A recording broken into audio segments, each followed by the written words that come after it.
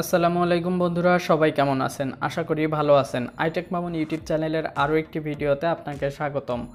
iTechMamun YouTube চ্যানেলের আজকের ভিডিওর বিষয় হলো iOS 13.7।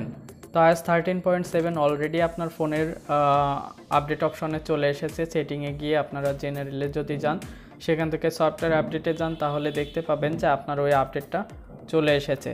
তো এই আপডেটটা আসার পরে আপনি কিভাবে এটা আপডেট করবেন এবং এই আপডেটে কি থাকছে সে নিয়েই আজকের ভিডিওটা। আশা করি ভিডিওটা সম্পূর্ণ দেখবেন। আর আপনি যদি এখনও পর্যন্ত আমার চ্যানেলটি সাবস্ক্রাইব না করে থাকেন, তাহলে এখনই সাবস্ক্রাইব করে নিন। iOS 13.7 এই আপডেটটা মূলত এসেছে কোভিড-19 এর উপরে। তো তারা একটি সিস্টেম অ্যাড করেছে, যেটা কোভিড-19 এক্সপোজার নোটিফিকেশন সিস্টেম। এটা আপনার আপডেট করার পরে সেটিংয়ের ভিতরে গিয়ে পেয়ে যাবেন।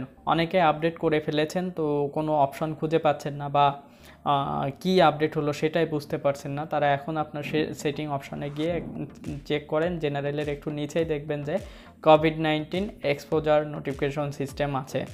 তো এই আপডেটের কারণে আমরা আশেপাশের কারোর করোনা হয়েছে কিনা সেটা শনাক্ত করতে পারবো, বা কারোর করোনা আছে কিনা সেটা শনাক্ত করতে পারবো। তো এই সিস্টেমটা আমাদের বাংলাদেশের জন্য অ্যাভেলেবেল না, কারণ এখানে লেখা আছে system availability depends on support from your local public health authority. তো আমাদের পাবলিক হেলথ অথরিটিতে এই সিস্টেমটা এখনও পর্যন্ত আসে নাই।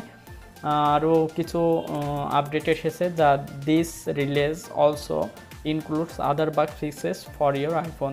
তো যারা iOS 13.6 বা 5.1 বা iOS 13-এর অন্য যে কোনো ভার্সন ইউজ করতেছেন, তাদের ফোন যদি হিটিং ইস্যু হয়ে থাকে, তাহলে এই আপডেট দিলে সেটা ফিক্স হতে পারে। এখন আসি, অনেকেই iOS 13.7 আপডেট করতে চাচ্ছেন, বাট আপডেট করতে পারতেছেন না। কেন পারতেছেন না? তার কারণ হলো আপনাদের হয়তোবা সিম নেটওয়ার্কটা অন করা থাকে, আর সিম নেটওয়ার্ক দিয়ে এই আইফোনের এই আপডেটগুলো আপনি করতে পারবেন না। আপনাকে আপডেট করতে হলে আপনার ফোনটা ওয়াইফাই কানেক্ট করতে হবে। দেন আপনি এখানে দেখতে পাবেন যে ডাউনলোড অ্যান্ড ইনস্টল এই অপশনটা। আর যদি আপনার সিম নেট দিয়ে আপনি চেক করেন, তাহলে কিন্তু এখানে ডাউনলোড অ্যান্ড ইনস্টল অপশনটা হাইড থাকবে। তো এটা আপডেট করতে গেলে ওয়াইফাই লাগবে, কেননা এখানে 393.1 MB এই আপডেটের যে জায়গা লেগেছে সেটা। সো আপনাকে ওয়াইফাইতে কানেক্ট করে আপডেট করতে হবে। এই ছিল আজকের ভিডিও। আশা করি ভিডিওটি ভালো লেগেছে। যদি ভালো লেগে থাকে, তাহলে অবশ্যই ভিডিওতে একটি লাইক এবং বন্ধুদের মাঝে শেয়ার করতে ভুলবেন না।